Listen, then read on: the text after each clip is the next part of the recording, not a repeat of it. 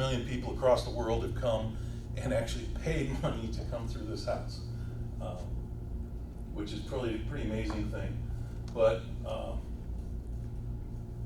you know, internationally famous. Are you any of you international students? Okay, he's hugely popular across the world. Almost 20% of our visitors, that 550,000, are international travelers. So, I mean, it's hugely important to the travel industry here in Memphis and the hotel business, as Dr. Rohn knows. I think somebody figured out that on the average, on any average night in Memphis, over 500 hotel rooms are filled by people whose primary purpose for being in this town is to visit Graceland. At this time, we had a former Wilson World Hotel, if you're familiar with that brand, now dead, gone. We bought that hotel from Cummins Wilson, your namesake here, right? But it was a 128 room, limited service hotel, full all the time. But you know, again, it was kind of run down as well and needed major reinvestment. So when my managing shareholder, Joel Weinshanker, came into the business, he was able to do what nobody else had been able to do before, and that is to establish Graceland as a tourism development zone in the state of Tennessee. Important for a few reasons. All the state incentives that come with that, and county and city money that comes with that. Plus, we could charge, like sales tax, an extra 5% on whatever we sold, right?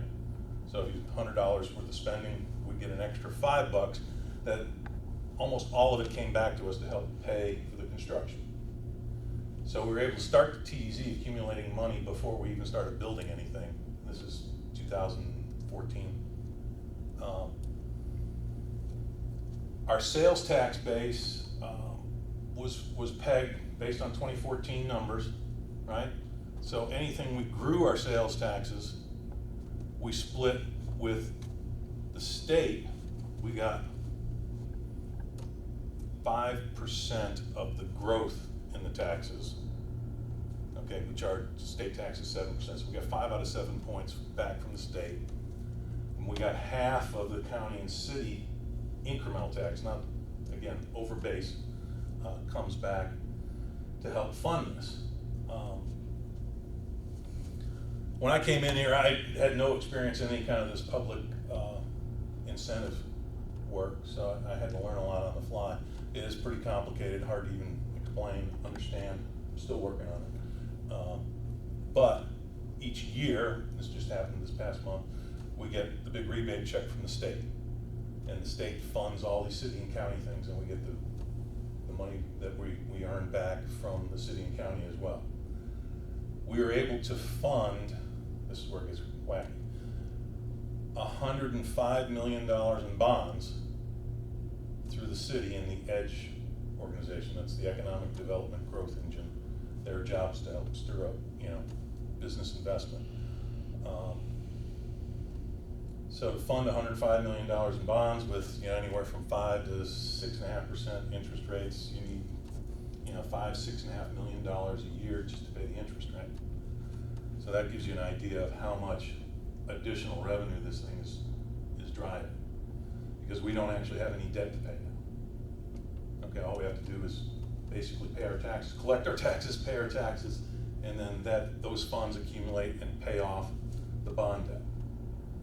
So to get there,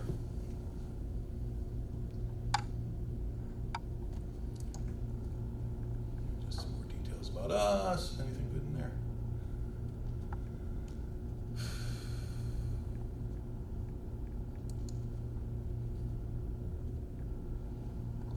Some interesting stats about it. We're actually a relatively young crowd of visitors. Folks don't know that generally. They tend to think of Elvis fans being from the 50s and 60s, so they're much older, and we do have those certainly, but tons of families, families with kids, come constantly. Our average age is, what does it say? Probably in that 40 to 45 range of that stat there that they're showing. Whereas we ran, another story. Paisley Park, you familiar with Prince? Prince, the artist formerly known as and now known as Prince. He passed away. The estate asked us to help them establish a tour at Paisley Park so that they could begin to generate some money to help, the Prince's sister and half brothers. So the average age of a visitor to the Prince exhibit is actually older than it is at Graceland. Because I guess Prince fans, for whatever reason, are probably more travelers, I'm guessing, don't necessarily have their kids with them. But it's just interesting that Prince, who died 4 years ago, brings in an older audience than Elvis, who died 42 years ago. Paul, if I can just interject one thing. Go ahead. And just to top line this a little bit, as you all know, we've discussed it with our speakers every week. Tourism is a big part of the Memphis economy. Thank God for Elvis and FedEx.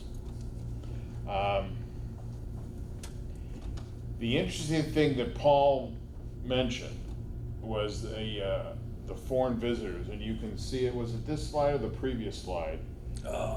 He mentioned some of the, there you go. Top countries after the United States: Canada, UK, Australia, Germany, Netherlands. The interesting thing about, and this is not just Memphis, even though it kind of impacts us a little more here than some other places. Elvis is very big overseas, and the international visitor tends to stay longer and spend more money. So Memphis, we like the international visitor. When they go on vacation, they don't take a long weekend, they take a real vacation, 2 weeks. And when they come over here, they're gonna hit 3 cities, and usually with us, everyone's been to New York, everyone's been to Orlando, everyone's been to Vegas. So now, what's the next tier? The next tier is Memphis and some other places like New Orleans and Nashville. So these folks will fly in, get a car, spend 2 weeks, go to Nashville, New Orleans, and Memphis, and then go home. And while they're in these cities, and particularly here, they'll stay at nice hotels, they'll drink a lot of booze, and they'll eat a lot of food, and it's good for everybody. And this tourist development zone that Paul touched on, that's a great incentive. And in this town, we've got several TDZs. There's one up at the new convention center is going to be one. I think there's one up the north end, somewhere around the Pyramid. The Pyramid is zone. The Fairgrounds is another one. And I don't know if South Main or Beale or how that works. Beale is not. It's fully developed at this point, at least to the extent they want it to be, so that it's not actually a tourism development zone. It's certainly a tourism zone. And what it does, just however you get your news, keep your eyes and ears open on this convention center deal and how that is legalized and authorized and gets built and gets funded and paid for. And then, of course, how it impacts us positively. And of course, the good thing about that is that at some point you guys are going to graduate and you're going to need jobs. And right now you're working part-time some places in hospitality, and then by the time you get that diploma, you're ready for some full-time supervisor manager job. And these places are gonna provide that for you. So, enough of me. This pic is actually in front of the driveway at the mansion. Candlelight is the night prior to the anniversary of his death. And 2017 was just finished my first year with the company. It was the 40th anniversary of his passing. And we had a good 20,000 people out on that street. I spoke to countless folks from all over the country, probably 10 different countries that I bumped into. So folks come from all around the world just to be there on this particular night.